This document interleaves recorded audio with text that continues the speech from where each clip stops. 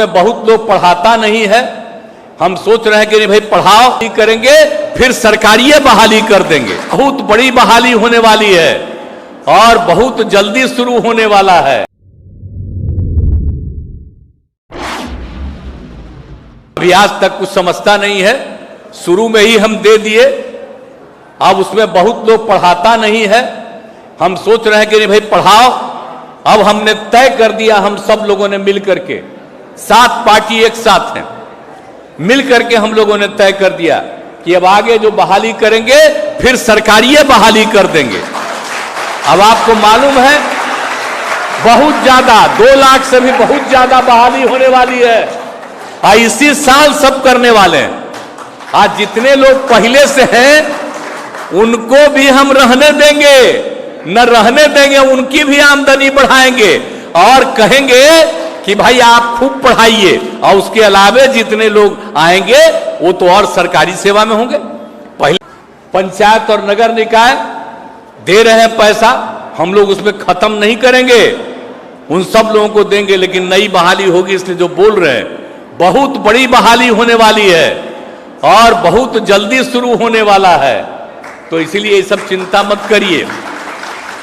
तो जो आप लोगों को बता रहे हैं कि जितना काम बिहार के हित में और आगे बढ़ाने के लिए जिस तरह से काम किया, और जो जीविका दीदियों का बोले, जब हम नामकरण कर दिया जीविका दीदी, तो उस समय जो केंद्र में सरकार थी वो कहे बड़ा अच्छा काम किए हैं भाई, नाम जीविका आप दिए हैं और उन्होंने पूरे देश का कर दिया आजीविका। ये आज वाले का काम नहीं है, ये उस समय का काम है। आप समझ लीजिए 2009 के पहले मौके पर के समय की बात है, ये 2014 के बाद की बात नहीं है, उसके पहले की बात है। सब आजीविका उन लोगों ने बनाया और कितना ज्यादा हम लोग बढ़ा दिए।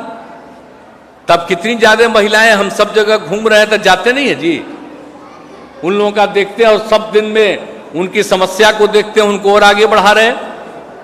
तो एक एक तरह से काम और समाज के हर तबके के लिए कितना काम करवा रहे हैं हम लोग, सबको आगे बढ़वा रहे हैं और कौन कौन काम नहीं किया है। और एक बात आपको हम कह देना चाहते हैं कि जो लोग जिस काम के लिए हम लोगों ने पहले से किया हुआ था, और तो आप जानते ही न हैं 12.5% लोग थे कोई शिक्षा नहीं ले रहे थे। तो हमने जब उसमें कराया था, कौन थे उसमें सबसे ज्यादा थे अनुसूचित जाति के, और उसमें अनुसूचित जाति में जिनको हम महादलित कहते हैं मुख्यतः ज्यादा उन्हीं के थे, और दूसरा मुस्लिम समुदाय के थे। तो उन लोगों को आगे बढ़ाने के लिए फिर काम किया कि नहीं किया, अब उसी के चलते न सब आगे बढ़े। अब तो आप समझ लीजिए कि 0.5% मतलब आधा से भी कम अब संख्या हो गई, अब सब पढ़ने लगी।